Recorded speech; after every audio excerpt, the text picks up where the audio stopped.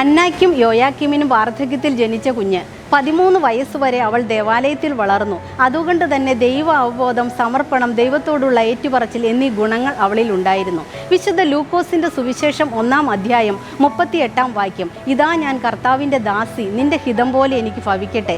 ദൈവത്തോടുള്ള ഏറ്റുപറച്ചിലും ഉറച്ച വിശ്വാസവുമാണ് നാം അവിടെ കാണുന്നത്.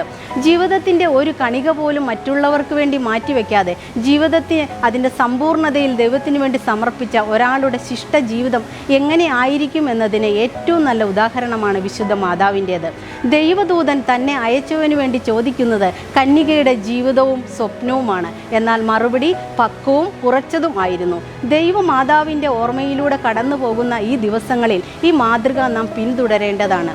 ദൈവകൃപ ലഭിച്ചവർ അവരെവിടെ ചെന്നാലും അവരുടെ സാന്നിധ്യം കൊണ്ട് എന്താണ് സംഭവിക്കുന്നതെന്ന് എലിസബത്തിൻ്റെ ഉള്ളിലെ പ്രജ വെളിപ്പെടുത്തുന്നു.